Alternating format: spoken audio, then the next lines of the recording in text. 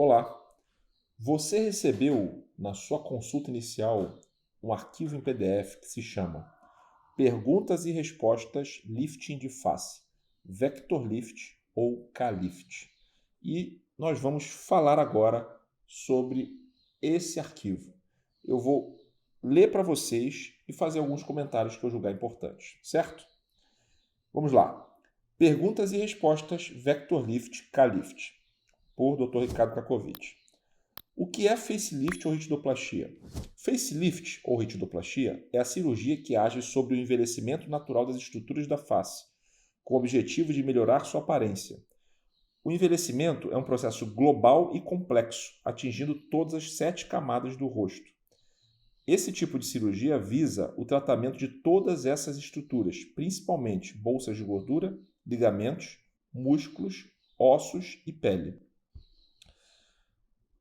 O lifting, ele vai tratar, vamos falar só para vocês entenderem essa questão, ele vai tratar a pele de forma bem diferente que, por exemplo, um peeling de fenol ou um peeling profundo o faz. O lifting, ele vai inicialmente se preocupar em fazer a suspensão muscular. Após a suspensão muscular, nós vemos a sobra que ocorre na pele e só retiraremos aquela sobra, sem tensão. Então, diferente dos liftings de antigamente, nós não puxamos a pele para poder retirar o excesso. Nós simplesmente retiramos o que sobrou depois da suspensão muscular. Isso faz com que peles que sejam muito envelhecidas melhoram sim a aparência. No entanto, o lifting, nesse caso, não é o principal tratamento para a pele dessa paciente. O principal tratamento para a pele dessa paciente é um resurfacing, é um peeling de fenol, é um peeling profundo, certo? Então, entendo que no caso do lifting, o tratamento da pele tem esse viés, tem essa pequena diferença. O melhor tratamento para a pele não é o lifting, é o peeling. Qual a diferença entre o facelifting clássico e o facelifting moderno?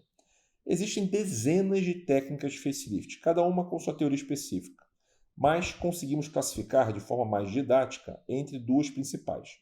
Ou seja, o facelifting superficial e o facelifting de planos profundos, que popularmente é conhecido como Deep Plane Facelift. Então, como essas técnicas clássicas são as superficiais, antigamente, na década de 80, 90, até hoje em dia se utiliza muito ainda essas técnicas que só descola a pele e faz plicatura do músculo, ou seja, não se descola o músculo, não se libera os ligamentos, certo? Então, essas técnicas são as clássicas e são as superficiais. Então, vamos chamá-las aqui de facelift clássico. Já o Deep Plane Facelift foi descrito desde a década de 90 por Sam Hamra, porém tal técnica só começou a ser melhor difundida após novos conhecimentos anatômicos da face em artigos de Brian Mendelssohn, que foi do final da década de 2000, 2009, os principais, certo? Portanto, é justo chamarmos Deep Plane Facelift de facelift moderno, tanto por suas questões históricas, né, porque vieram depois, né, dos liftings clássicos, quanto por sua técnica muito mais elaborada e respeitosa às estruturas do rosto. O processo de envelhecimento é complexo e global. Então, temos que agir de forma complexa e global. Por isso que eu digo aqui que o facelift moderno, o Deep Plane Facelift, ele respeita mais as estruturas do rosto e o próprio processo de envelhecimento. Isso demonstra o quanto esse tipo de cirurgia evoluiu nos últimos 10 a 20 anos. Na verdade, eu diria que evoluiu nos últimos 40 anos. Talvez tenha sido a área da cirurgia plástica que mais houve evolução, foi na questão da cirurgia plástica facial. Como diferenciar Vector Lift, K-Lift, 5D, Deep Plane, ou seja, o lift moderno, de um facelift clássico? Ainda hoje, o tipo de cirurgia de face mais realizado é o clássico, no qual se faz uma suspensão muscular sem liberação dos ligamentos que prendem os músculos e a pele. Isso limita muito o resultado e a durabilidade do procedimento. Além disso, muitos colegas aumentam exageradamente a ressecção de pele, o que gera uma cicatriz ruim e estigmas de que foi realizada a cirurgia, como lobos de orelha presos, né, que a gente chama de pixie ears, a orelha vem parar lá embaixo, dificuldade de fechar os olhos, etc. Essa técnica é comumente chamada de mini lift, minimamente invasivo, lifting clássico, etc.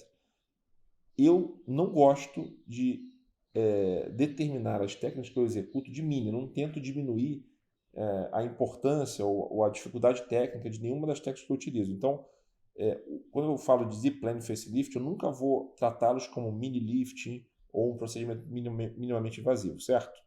Então, as cirurgias deep plane mais modernas têm uma abordagem completamente diferente. Iniciamos pela técnica endoscópica, quando tratamos por plano profundo toda a testa, músculos da mímica, posição da sobrancelha e terço médio alto da face, ou seja, o vetor A, que é o vetor da testa, da sobrancelha. Fazemos a miotomia do colgador. Podemos fazer a miotomia também no frontal ou utilizar gorduras para esse propósito. E também fazemos o vetor B pela técnica endoscópica, ou seja, pegamos essa região malar alta e fazemos uma suspensão por técnica endoscópica. Seguimos pelo tratamento das estruturas profundas do pescoço, atuando sobre a gordura abaixo do músculo platisma, que não é aspirável, os músculos digástricos, glândulas, quando necessário, e a aplicatura do músculo platisma, que promoverá um novo contorno ao pescoço. Ou seja, é muito comum chegar pacientes que falam que fizeram lipoaspiração de papada e que não tiveram um bom resultado. Por que isso acontece? 2 motivos. Primeiro, porque o problema dessa paciente não era a gordura que estava embaixo da pele, e sim as estruturas que estavam abaixo dos músculos. O segundo problema que pode acontecer é a própria flacidez muscular. Às vezes, haver uma confusão entre flacidez muscular e gordura subcutânea. Então, a pessoa aspira o subcutâneo, sendo que o problema é outro, certo? Então, para corrigir todas essas questões, é que utilizamos uma incisãozinha aqui embaixo e fazemos todos esses ajustes que eu comentei aqui, né? Tanto na questão das glândulas, do músculo digástrico, dessa gordura que fica abaixo do músculo e a aplicatura do próprio músculo. Por último, através das incisões laterais, liberamos a musculatura nessa região e seus ligamentos profundos, que são alguns aqui, profundos na técnica de plane, e geramos uma ascensão livre de todas as estruturas musculares do rosto e pescoço, nos dando uma grande liberdade de posicionamento, até seu ponto de máxima naturalidade. O que eu quero dizer com isso?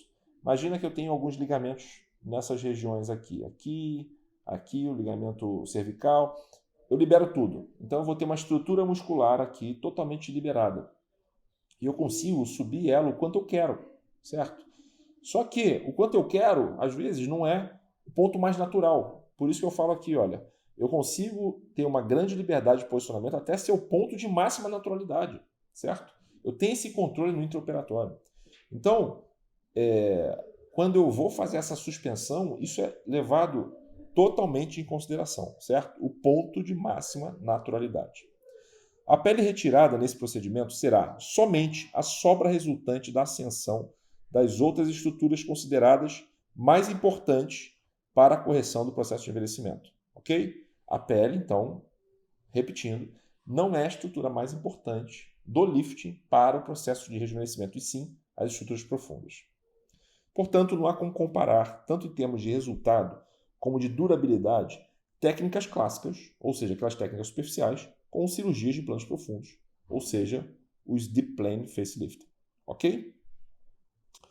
Por que o vector lift e o K-lift são considerados liftings modernos? Vector lift e K-lift são técnicas genuinamente de planos profundos, respeitando todos os modernos preceitos da cirurgia de face moderna. Há, portanto, o máximo objetivo de se preservar a naturalidade do rosto, mesmo que amplamente rejuvenescido. Antigamente, quando se falava em grau de rejuvenescimento, ou seja, o quanto que nós iríamos melhorar aquele rosto, como eles faziam isso muito na ressecção da pele, sempre existia aquele limite entre o resultado e a naturalidade, ou seja, quanto mais resultado você tinha, você perdia a naturalidade. Isso é clássico, né?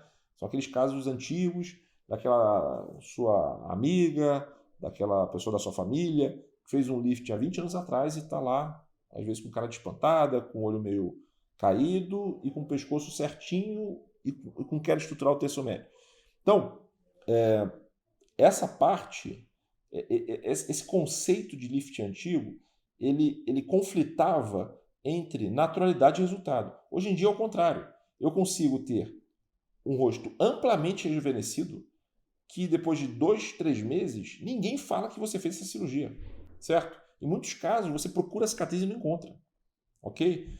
E isso tudo, isso não veio através de milagre, isso vem através de técnica, de conhecimento anatômico, de forma de fazer, tá? Então faz total diferença a técnica que você escolhe para fazer o seu lifting com o seu resultado e com a sua naturalidade. Qual a diferença entre o Vector Lift e o K-Lift? K-Lift é a técnica endoscópica do lifting desenvolvido pelo Dr. Ricardo Kakovic. Obviamente, eu não criei a técnica do lifting endoscópico, certo? Eu aprendi a técnica do lifting endoscópico com alguns mentores, como o Carlos Casagrande, como o Enzo Citarella, e pessoas que foram precursores disso no mundo, lá na década de 90, certo? Eu aprendi essa técnica com esses colegas, me aprofundei nos estudos em relação a essas técnicas e acabei enxergando diferentes formas de fazer algumas partes do lift endoscópico. Então, hoje em dia, por exemplo, eu não utilizo mais a câmera endoscópica para fazer a técnica endoscópica. Isso já foi um avanço muito grande para mim. Hoje em dia, eu consigo ter uma fixação de sobrancelha muito precisa, o que nas técnicas clássicas de lift endoscópico, não era tão precisa o ajuste da sobrancelha. Então, isso foram mudanças que eu fui adaptando, que eu fui colocando na minha técnica, que acabou se tornando uma técnica com um nome exclusivo, certo? Que eu resolvi chamar de K-Lift, tá bom? Então, nada mais é do que um conjunto técnico desenvolvido por mim, baseado em outras técnicas consagradas. São pequenas incisões dentro do couro cabeludo que permitem ampla mobilização dos vetores A, ou seja, ajuste da sobrancelha, e B, ou seja, ajuste do terço médio malar, essa parte mais alta do terço médio. Além disso, fazemos as miotomias, que são cortes nos músculos, que diminuem a contratilidade de alguns músculos da mímica facial, como o corrugador, esse aqui, e o próximo também está bem aqui no meio, entre os corrugadores, melhorando as rugas de expressão dinâmicas. Beleza? Ou seja, é isso que a gente fala de efeito Botox da cirurgia. O Botox ele paralisa músculo, essa cirurgia também diminui a contração muscular. Eu considero o efeito Botox da cirurgia mais bonito do que o efeito da toxina botulínica. Por quê? Porque eu considero que fica mais natural, que você preserva o movimento, porém diminui a formação de rugas. Certo?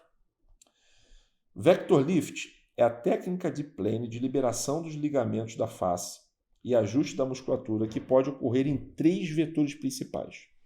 O vetor C, que é o vetor do jaws, do bulldogzinho, da definição de mandíbula. O vetor D, que é o vetor do pescoço lateral, ajuste lateral para definição do pescoço. E o vetor E, que é o ajuste do pescoço, só que central, aquela incisãozinha que a gente faz aqui embaixo do mento. O Vector Lift é uma técnica com incisões ao redor da orelha e ou incisão abaixo do queixo. Ou seja, quando eu falo Vector Lift, obrigatoriamente, ou eu vou fazer uma incisão aqui, ou eu vou fazer uma incisão aqui, ok? Então, K-Lift, vetores A e B, Vector Lift, vetor C, D e E.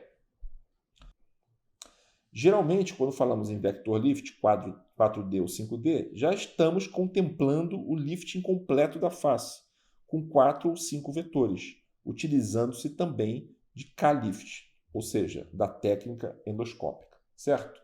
Para simplificar, para não ficar uma coisa de falar uma coisa e vocês precisarem raciocinar, entender todo esse conceito, quando eu falo que é 4D ou 5D, eu estou contemplando 4 vetores ou 5 vetores. Então, por exemplo, se for 4D, eu posso estar falando do vetor A, B, C e D, ou eu posso estar falando do vetor B, C, D e E, certo? Se for 5D, é a cirurgia mais completa que eu faço, que é o vetor A, B, C, D e o E, ok? E, obviamente, como eu falei antes, o vetor A e B são técnica endoscópica, então a técnica do K-Lift está inserida aqui, nesse caso, dentro da técnica do Vector Lift. O facelift é realizado da mesma forma em todos os pacientes? Com certeza não. Cada paciente tem as suas especificidades em seu envelhecimento. Cada detalhe estrutural de cada tipo de envelhecimento é tratado individualmente, promovendo um resultado sempre equilibrado e natural. Dentro da técnica do Vector Lift, ou do K-Lift, nós podemos lançar mão de técnicas ancilares, ou seja, de técnicas complementares. Isso envolve desde ajustes do olhar, até ajustes de boca, ajustes de lábio. Então, cada caso tem suas especificidades e isso será tratado de forma muito individual. Todas essas questões eu vou avaliar em consulta e você vai saber exatamente o que eu vou fazer já no dia da consulta. Como entender os códigos dos procedimentos Vector Lift e K-Lift? O nome Vector Lift surgiu da ideia do tratamento dos vetores do envelhecimento. De acordo com a minha teoria, o processo de rejuvenescimento deverá respeitar diretamente o próprio processo natural do envelhecimento. Com isso, dividimos o rosto em 5 zonas, que são afetadas por vetores macro, que são elas: sobrancelhas, o vetor A, eu já comentei, terço médio alto, vetor B, definição de mandíbula, vetor C, pescoço, vetor D, e papada, que é o pescoço central, vetor E, certo? Cada vetor macro representa um perfil de queda estrutural localizado. Todos esses vetores sofrem esse processo de envelhecimento em conjunto e ao mesmo tempo. É muito difícil, só se a paciente já fez algum tratamento antes, que haja queda estrutural, por exemplo, do vetor E ou do vetor D e não tenha queda estrutural do vetor C e B. Esse processo ocorre em conjunto, certo? E geralmente de cima para baixo, ok? Então, pode até acontecer de ela ter uma queda estrutural do vetor B e não ter do vetor E ou D do pescoço, ou seja, o terço médio está com uma certa queda, só que aqui no pescoço ainda está legal. Isso pode acontecer. Só que o inverso não acontece, ok? Geralmente não acontece. Você tem uma papada grande por queda estrutural e você não tem uma queda do vetor, dos vetores mais altos, ok? Além disso, a queda estrutural do rosto também pode ser subdividida por vetores micro. 2 exemplos. A queda do canto dos lábios. Essa quedinha aqui.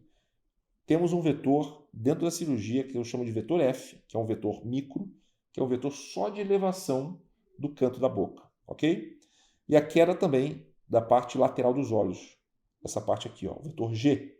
O que é esse vetor G? É um vetor micro também de ascensão, de suspensão desse canto lateral dos olhos. A importância dessa classificação advém do planejamento de técnicas para correção específica de cada um desses vetores. Quanto mais vetores forem afetados pelo processo natural do envelhecimento, mais vetores devem ser contemplados pela técnica escolhida para um rejuvenescimento natural. A correção parcial de vetores macro pode levar a artificialidades do resultado. O que eu quero dizer com isso? Você tem uma queda estrutural completa, ou seja, caiu o terço médio, alto, baixo, caiu a papada, tá? Uma queda completa. Antigamente, como é que o pessoal fazia? Vinha aqui na papada e corrigia a papada. E aí, hoje a gente nota em vários casos de senhoras acima dos 60, 70 anos que tem um pescoço legal, tem um pescoço bom e é terço médio com queda, ok? Isso você, imediatamente, inconscientemente, você olha para essa pessoa, você sabe que não está normal aquilo. Não é natural para o seu subconsciente, de quem está vendo aquela pessoa que está com o pescoço ótimo e com uma queda estrutural terço médio, isso gera já automaticamente um alerta de artificialidade. Então, tentarmos corrigir problemas de vetores macro de forma parcial, eu contraindico, certo? Para justamente as pessoas olharem para você no futuro e terem uma coerência no resultado. Ou seja, se o seu pescoço está bonitinho, o terço médio também tem que estar bonitinho. Se o terço médio está bonitinho, a sua sobrancelha tem que fazer sentido com isso tudo, certo? Então, quanto mais vetores você trata, mais natural fica o resultado. É um conceito completamente inverso de quando falamos de liftings clássicos, ok? Então isso tem que ficar bem claro, essas diferenças. Por que casos de facelift clássico pode ter aspecto artificial ou insuficiente? É o que eu estava falando agora. Com os novos conhecimentos em relação ao processo de envelhecimento da face, ficou claro que a estrutura que menos sofre com envelhecimento é justamente a pele. Outras estruturas, como o complexo músculo aponeurótico, os ossos, as bolsas de gordura e os ligamentos, sofrem muito mais alterações ao envelhecer. Muitas vezes, quando vocês acham que vocês estão com papada, imediatamente vocês pensam que, nossa, estou com gordura aqui, certo? Só que a estrutura que nós menos mexemos quando fazemos o ajuste da papada é a gordura. Pelo menos menos mexemos na gordura subcutânea. Podemos sim mexer na gordura subplatismal, no próprio músculo platisma, no digástrico, nas glândulas, certo? No ocioide, posição do ocioide. Então, assim, tem uma série de questões que geram a formação de papada no processo de envelhecimento. Mas, naturalmente, nós, leigamente, achamos que sempre é devido à gordurinha e acho que só fazendo uma lipo vai resolver. E, na grande maioria dos casos, não resolve. Outro fator é que a pele envelhecida perde resistência, tônus e elasticidade. Então, não faz sentido tratarmos do envelhecimento dela simplesmente removendo seu excesso. Deve-se sim atuar de forma específica com tratamentos que devolvam as suas características naturais e jovens. E o mais eficiente tratamento para isso é, sem dúvida, o pirindifenol, certo? Então, tratamos o problema da pele com o melhor tratamento para problemas de pele. Tratamos os problemas de estrutura com o melhor tratamento para problemas de estrutura. Já o lifting clássico priorizava a ressecção de pele em detrimento da suspensão muscular. Isso gera alguns problemas teóricos que podem se refletir na prática, como demonstra a tabela abaixo. Vale ressaltar que o facelift Deep Plane apenas remove o excesso de pele após o reposicionamento muscular, tratando cada elemento anatômico da melhor forma, dando um resultado muito mais natural. Então vamos lá, a nossa tabela fala o seguinte: que no lifting clássico, a pele é tratada como agente primário do envelhecimento, retirando-se em excesso e causando muitas vezes aspectos de artificialidade. Já nos Deep Plane, primeiramente tratamos das estruturas profundas do rosto, com músculos, ligamentos e bolsas, e só depois a pele só é retirada sem tensão na medida certa, na medida perfeita, após o tratamento das estruturas corretas. No lifting clássico, a síntese da pele, ou seja, a sutura da pele, pode provocar cicatrizes alargadas ou inestéticas justamente por causa dessa tensão. Já a síntese da pele no Deep Plane ocorre sem tensão, resultando em uma cicatriz muito mais bonita. É fundamental a ausência de tensão no processo cicatricial para que a cicatriz fique perfeita, certo? Por isso que muitas vezes a cicatriz some. Você nem consegue mais enxergar a cicatriz em alguns pacientes. Os ligamentos do rosto não são tratados, no caso do lifting clássico, tendo uma capacidade de suspensão bem reduzida. Você não libera nada, você só descola a pele. E aí você puxa músculo com tensão, certo? Então você tem uma capacidade reduzida de tratamento. No caso do Deep Plane, existe uma ação máxima sobre os descolamentos das estruturas do rosto, porque nós liberamos todos os ligamentos da face. Então, a gente fica literalmente com a face na nossa mão, entre aspas, para colocarmos ela da forma ideal, certo? No caso do lifting clássico, as estruturas profundas do pescoço não são tratadas, tendo resultado limitado no ajuste da papada. Aquilo que eu estava falando agora, anteriormente. Se você não trata músculo platisma, se você não trata de gástrico, gordura subplatismal, glândula, sim, tudo isso daí numa harmonia, porque uma estrutura dessa se comunica com a outra, você não consegue ter um resultado ideal em papada, você sempre terá um resultado insuficiente em papada. Já no caso de Deep Plane, nós conseguimos tratar todas essas estruturas de forma individual e personalizada. Tem casos que, por exemplo, a gente não mexe no digástrico, tem casos que a gente não mexe na glândula, tem casos que não mexemos na gordura subplatismal, tudo depende de caso para caso. No caso, voltando aqui para o lifting clássico, não se consegue reposicionar a região malar com mínima ação sobre o sulco nasogeniano e cano de boca. O lifting clássico faz aquela incisãozinha ao redor da orelha, certo? Igual a nossa. Só que se você somente usar essa incisão, não conseguimos vetores, não conseguimos ângulo para tracionar, para conseguir reposicionar o terço médio alto. Essa parte aqui, ó, esse terço médio alto, ele se posiciona para cima. Eu preciso de vetor acima, nesse sentido, no sentido oblíquo superior, certo? E não no sentido lateral. Ó, a cicatriz ficaria aqui na costeleta, certo? Então, olha a lateralidade desse vetor, totalmente antinatural. E na prática não se consegue fazer, ok? Então, para que consigamos um excelente resultado em vetor B, temos que fazer essa vetorização oblíqua vertical, ok? E para isso, obviamente, temos que usar uma outra incisão, que é a incisão justamente da técnica endoscópica, certo? Da mesma forma, como a canto de boca é uma estrutura muito complexa, de difícil tração, antigamente o pessoal puxava muita pele para fazer o canto de boca e o canto de boca ficava esquisito, certo? Hoje em dia, utilizamos um microvetor, que é o vetor F, que é o microvetor F, específico para canto de boca. Eu venho aqui com um ponto especial, que é absorvível, e eu reposiciono ele da maneira que eu quero, certo? Eu não preciso tracionar lá em cima a pele para poder, no final das contas, puxar o canto de boca. Isso não faz o menor sentido, tá? Então, o último ponto dessa tabela é falando que o lifting clássico trata a testa de forma aberta e com pouca precisão e naturalidade.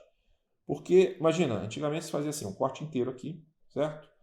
Tirava-se um pedaço do couro cabeludo, após um descolamento amplo, e a sobrancelha subia, certo? Mas subia como? Qual a precisão que você tinha nisso? Olha a distância entre o local que você incisa e onde está a sobrancelha. Quando eu subo isso aqui em conjunto, sempre vai dar aquela cara meio de espantado, certo? Ele vai levantar ela em bloco, de forma antinatural, tá? Então, esse lifting, essa é a forma que se fazia os liftings clássicos, ok? E já um deep plane, uma técnica endoscópica, principalmente a técnica do K-lift, tem uma forma de fixação da sobrancelha que eu consigo corrigir detalhes do posicionamento da sobrancelha, certo? E de uma forma muito estável, tá? Então, não há comparação de resultado em termos de naturalidade, em termos de precisão, em termos de durabilidade das técnicas clássicas com as técnicas de plane. Então, essa tabela aqui tá muito interessante para entendermos essas diferenças fundamentais. Como evitar o aspecto artificial, mas mantendo um excelente resultado em um facelift? Interessante. A melhor forma de se ter um resultado natural é respeitar o processo de envelhecimento, que é global e complexo, selecionando técnicas mais amplas e que tratem as estruturas corretas. A tentativa de se utilizar técnicas simples ou únicas oferecerão resultados insuficientes ou potencialmente artificiais. Ok? Então, é o que eu estou falando o tempo inteiro aqui. Se o processo de envelhecimento é amplo, global e complexo, não adianta tentarmos simplificar esse processo e utilizar técnicas simples e únicas. Né? Tipo, vou usar só preenchimento. Aí vai lá, coloca 200 litros de ácido hialurônico no rosto, fica um negócio esquisito, certo? Ou muda a estrutura da pessoa. Para tentar corrigir uma queda, coloque-se volume. Isso na minha cabeça, no meu conceito de rejuvenescimento, não faz sentido, ok? Ou caiu o rosto inteiro. Vou tratar só a papada. Vai ficar esquisito, certo? Então, caiu o rosto inteiro, temos que levantar o rosto inteiro. Preciso de projeção em algumas áreas? Vou colocar a projeção em algumas áreas, tá? Mas sempre associando uma técnica a outra. Cada técnica tem que ser extraída em sua maior potencialidade. Se a lipoenxertia faz isso de bem, de melhor, eu só vou usar a lipoenxertia para fazer algum detalhe de melhor.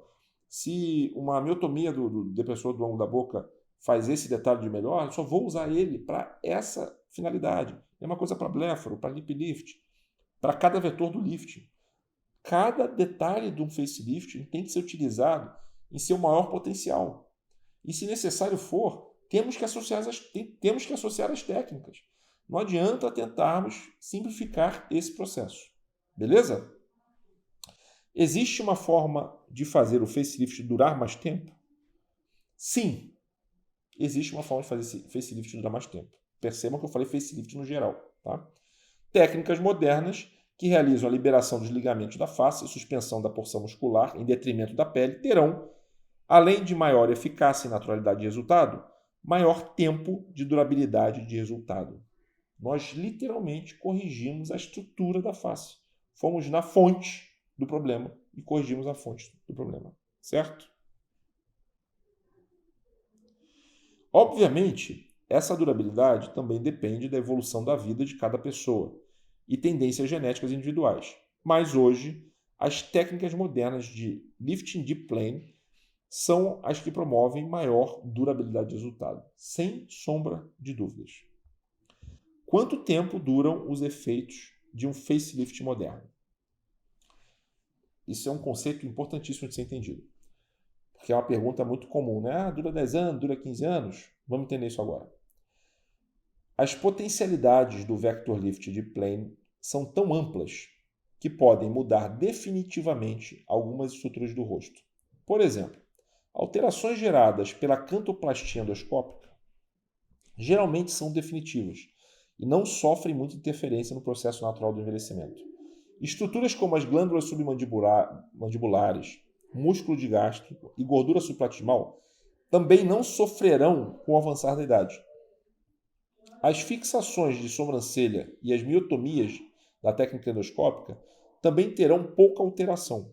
Isso significa que muitos dos ajustes do Vector Lift são praticamente definitivos, notando-se os benefícios por toda a vida. Então vamos lá. O que eu estou dizendo aqui? Eu estou dizendo que o facelift dura por toda a vida? Não estou dizendo isso não. Estou dizendo que algumas características que nós conseguimos executar dentro do facelift duram sim por toda a vida, ok? Vamos continuar. Claro que existem estruturas que são mais sensíveis à evolução do tempo, como o terço médio e a flacidez da parte muscular, tá? Que é uma área que movimenta muito, perceba. Você fala muito, você ri, você faz expressões. Então, essa região móvel, não é por coincidência, é a região que mais sofre com o processo de envelhecimento, certo? Então, essa região muscular, que é a parte mais móvel do rosto, não existe uma fixação estável, certo? Eu não vou fixar a sua região malar no osso aqui, por exemplo, né, para deixar ele imóvel. Não vou fixar essa região da mandíbula numa área imóvel, ok? Então, por uma questão natural do seu uso diário dessas estruturas, essa região do terço médio para baixo vão sofrer mais com o processo de envelhecimento. Em média, dependendo das características individuais e grau de exigência de cada paciente, isso é muito importante. Pessoas submetidas ao Vector Lift de Plane sentirão a necessidade de fazer algum ajuste após 10 a 20 anos da primeira intervenção. Essa correção futura do reenvelhecimento natural será um novo procedimento cirúrgico parcial, de acordo com cada caso. 10 a 20 anos, como eu falei anteriormente, isso vai depender do seu grau de exigência. Uma atriz de novela que quer continuar com um aspecto jovem, mesmo depois de certa idade, provavelmente vai querer fazer algo depois de uns 10 anos, ok? Já uma pessoa que não está tão preocupada com esses aspectos, que conseguem aceitar melhor essas questões do processo de envelhecimento, pode ser que sinta necessidade mais tarde. Ou, se geneticamente você envelhece mais rápido que outra pessoa, você pode precisar mais cedo e a outra pessoa precisar mais tarde. Então, é tudo muito relativo. Então, não dá para a gente afirmar que vai durar 10, 15, 20 anos. Dá para eu afirmar que o procedimento é o melhor procedimento em termos de durabilidade que existe, ok? Então, o tempo de durabilidade é o tempo de você reenvelhecer. Depois que adquirir o resultado, após 6 meses a 1 ano, a partir daquele momento você volta a envelhecer, normalmente, naturalmente, ano após ano. E esse processo vai demorar aquele tempo natural de se acontecer, certo? Quanto tempo após o Vector Lift o rosto volta a envelhecer? Como a gente estava falando, ainda bem que eu não respondi isso antes. Na verdade, acabei respondendo, mas vamos entender isso de uma maneira mais detalhada aqui. O processo de cicatrização do corpo tem basicamente 3 fases: inflamatória, proliferativa e remodelamento. Vou pular isso aqui, depois vocês leem se tiverem interesse. Portanto, até as fases finais da cicatrização, com 18 meses, ainda há células específicas para a sua conclusão. Mas raramente isso é perceptível. Na prática, nota-se que esse processo leve aproximadamente 1 ano. Eu falei 6 meses a 1 ano. Nesse sentido, após 1 ano da cirurgia, esperamos que se inicie novamente o processo de envelhecimento natural, com suas variações individuais, dentro daquele resultado conseguido com a técnica. Certo? Ou seja, depois de um ano, vamos falar um ano, por conta de todo esse processo de cicatrização que aconteceu, mais ou menos um ano depois, você volta a envelhecer naturalmente, a partir daquela nova situação que nós conseguimos, certo? O que é elevação do terço médio da face? O terço médio da face se encontra entre o canto da boca e a região dos olhos, toda essa região aqui, sobre o osso malar, toda essa região. Essa é uma região móvel, muito importante para o sorriso e deve ser tratada com muito critério. Quando suspendemos essa área, devemos englobar os músculos de formação do sorriso, principalmente os zigomáticos. Muitas vezes é também necessário a liberação do músculo DAO, Depressor Anguli Oris, para o formato da boca, para que o formato da boca acompanhe essa elevação. Ou seja, tem pessoas que geneticamente têm uma hipertonia no músculo DAO, do depressor do ângulo da boca. Essa hipertonia, se nós só fizermos o lifting e não liberarmos esse músculo, o cano da boca continua para baixo. Tá? Por mais força, por mais capacidade de elevação que tem o lift de plane.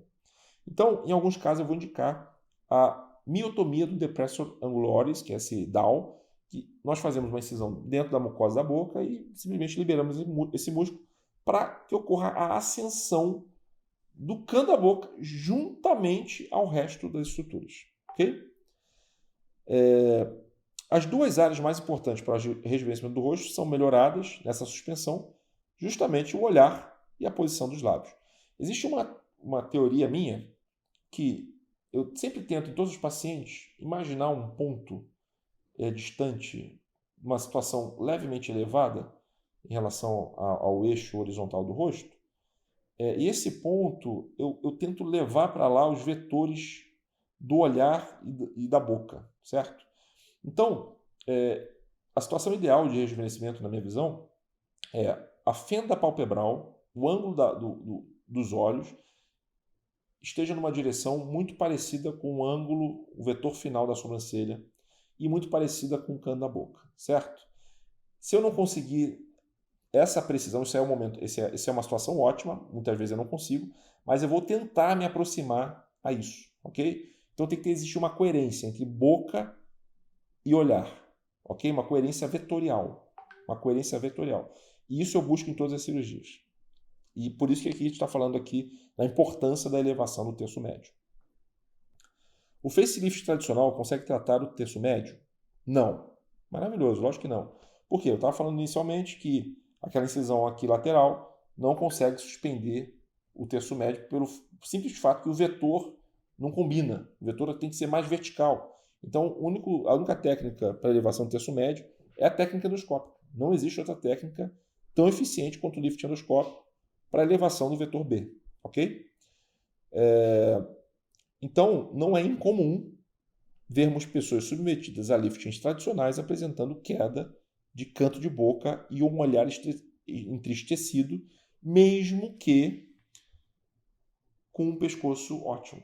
Porque fazer um pescoço bonito já se sabe fazer desde a década de 80, ok? O que não se sabia fazer na década de 80 era terço médio e olhar, beleza? Qual a sua forma de eleição para tratar o terço médio? Na minha eleição, técnica endoscópica, o K-lift, associado ao Deep Plane Facelift, que é o Vector Lift. Por que a maioria dos cirurgiões plásticos não fazem o Deep Plane ou o Endoscopic Facelift? Deep Plane Endoscopic, o Deep Plane e o Lift endoscópico, são técnicas avançadas de facelift. É difícil ter proficiência nessas técnicas sem dedicação exclusiva em rosto. Além disso, são técnicas mais trabalhosas de serem feitas, com tempo cirúrgico maior e necessidade de conhecimento anatômico específico. A grande maioria dos cirurgiões plásticos fazem de 0 a 3 facelifts por ano, ok? Ficando muito difícil de avançar na longa curva de aprendizado dessas técnicas mais avançadas. Especialistas em face fazem entre 50 e 200 casos dessa cirurgia por ano.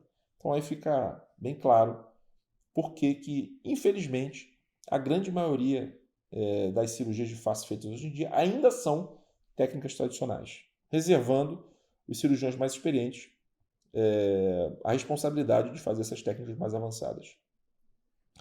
Deep Planning e Endoscopic são técnicas mais perigosas de facelift. As evidências mostram que esse tipo de cirurgia apresenta menor risco de complicações. Isso ocorre provavelmente por conta do menor descolamento superficial, que nitidamente aumenta o risco de hematomas, e pelo fato de ser realizada por cirurgiões mais experientes. Eu acho que esse último efeito aqui, esse último motivo é o principal. Só fazendo, para você conseguir identificar com o tempo a melhor forma de se executar uma técnica específica. E naturalmente isso vai gerando no cirurgião uma experiência que só evolui na carreira inteira, certo? Logicamente tem seu auge, mas dificilmente um cirurgião de início de carreira vai conseguir ter proficiência num Deep Planning Facelift. Tá? Existe uma curva de aprendizado longa nessa história. E eu torço para que os serviços de residência rapidamente convertam os seus ensinos das técnicas tradicionais para as técnicas de Deep Planning, justamente para termos essa melhor elucidação e oferecer para os pacientes uma maior quantidade desse tipo de procedimento. Qual a idade mínima para se realizar o lift moderno? O lift de plane é um procedimento que corrige a queda das estruturas do rosto. O processo de queda estrutural pode se iniciar aos 25 ou 30 anos de idade. Portanto, dependendo das características genéticas de cada um, o lifting moderno pode ser indicado a partir dos 35 a 40 anos de idade. Já realizei essa cirurgia em pacientes mais jovens que foram submetidos a preenchimentos definitivos com PMMA, com queda precoce dessas estruturas do rosto. E também realizei em um caso específico de envelhecimento genético precoce aos 27 anos de idade. Essa foi a paciente mais jovem que eu realizei um facelift, ficou super feliz. Eu fiquei até um pouco envergonhado, entre aspas, de indicar um lift para ela no momento da consulta, até me lembro disso. Só que ela entendeu perfeitamente, ela entendeu que as queixas dela tinham um melhor tratamento com cirurgias mais amplas, ela aceitou, fez o procedimento e ficou super feliz. Então, resumindo, a idade mínima é relativa, certo? Não existe a idade mínima. Existe a indicação correta, tá?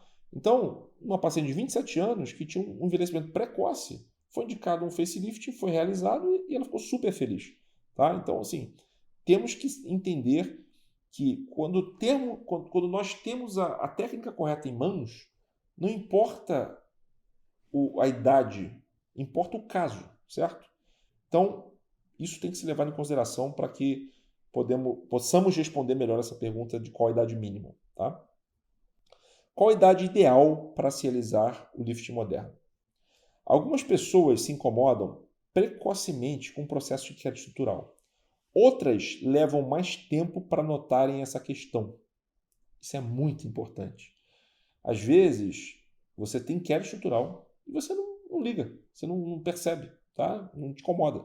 E às vezes você tem pouca queda estrutural e você se incomoda muito com aquilo, tá? Então, o fator emocional nesse caso conta muito, tá? Fato é que, independente da aparência real, o que mais importa é o fator emocional. Eu estava explicando agora. O quanto que você está incomodada com o processo de queda estrutural do seu rosto. E o quanto que essa questão impacta na sua autoestima. Essas são as perguntas que você tem que fazer. Essas são as perguntas muito pessoais que devem ser respondidas individualmente. Não se deixe levar pela opinião de terceiros. Tenha uma visão mais pragmática do seu caso. Procure um bom cirurgião plástico especialista que ele poderá lhe ajudar a decidir. Cansei de contraindicar cirurgias e peelings para pacientes que não estavam no melhor momento para realizá-las. As dúvidas técnicas são muito comuns e o Google, nesse caso, não é o melhor mentor para lhe auxiliar nessa importante decisão. Procure sempre um profissional que tenha experiência em rosto. Não seria melhor esperar cair mais o rosto para fazer o facelift moderno? O facelift moderno é a cirurgia que age sobre o envelhecimento natural das estruturas da face, com o objetivo de melhorar sua aparência.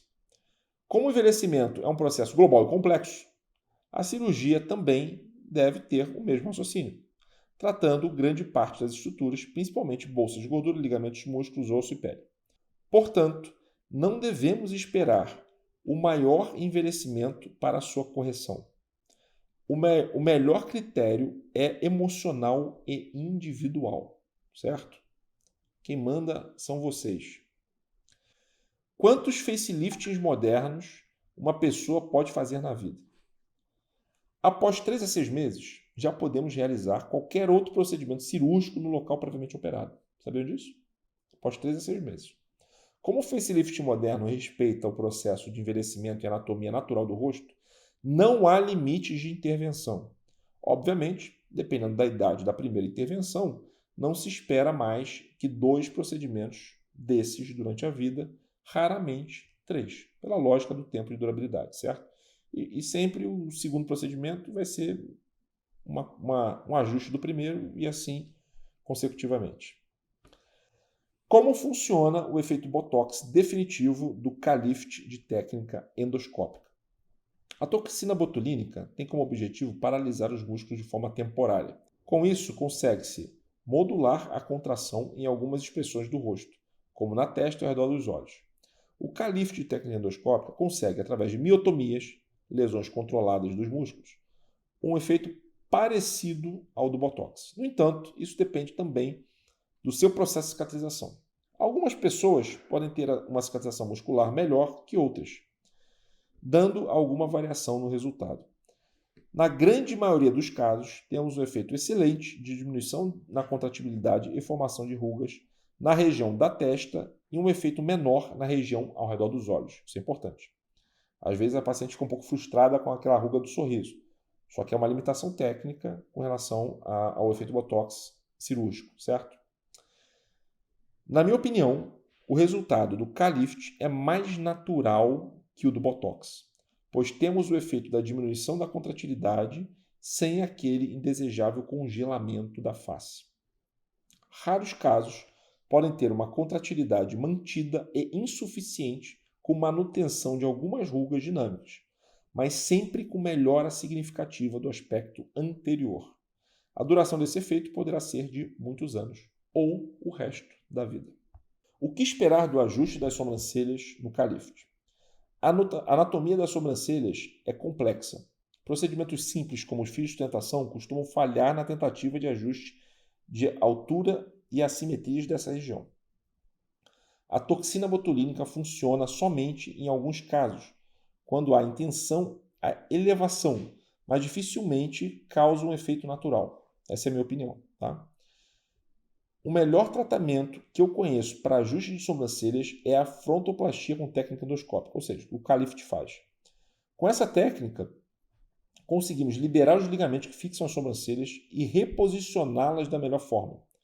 As simetrias prévias também poderão ser melhoradas, a depender da causa, detalhes que posso lhe esclarecer melhor pessoalmente em relação ao seu caso. Tem pessoas que têm assimetrias ósseas, tem pessoas que têm assimetrias simplesmente de posicionamento de sobrancelhas. Então, me pergunte na consulta que expectativa eu tenho em relação a essas correções de assimetria. Porque se for uma questão óssea, dificilmente eu vou conseguir ter uma correção perfeita. Mas se for uma questão só de posicionamento, a chance é maior, certo? A testa é uma região que sofre menos com o envelhecimento natural, portanto, os efeitos conseguidos poderão durar por décadas, às vezes definitivo. Entendimento final importante. Todos os procedimentos descritos são técnicas cirúrgicas modernas. Sendo assim, por mais eficazes que sejam, dependem também do processo cicatricial individual. Esse processo é o que define o resultado final e leva de 6 a 18 meses para se concluir. Portanto, resultados intermediários são temporários. É muito comum os pacientes preferirem momentos em que estavam mais inchadas, mas é importante ter paciência e entender bem esse processo e que ele leva tempo. Como eu prezo sempre por naturalidade do resultado, eu busco esse momento de longo prazo, quando poderemos apreciar o real efeito da cirurgia, que durará por muitos anos. Tenha uma excelente recuperação. Até o próximo vídeo.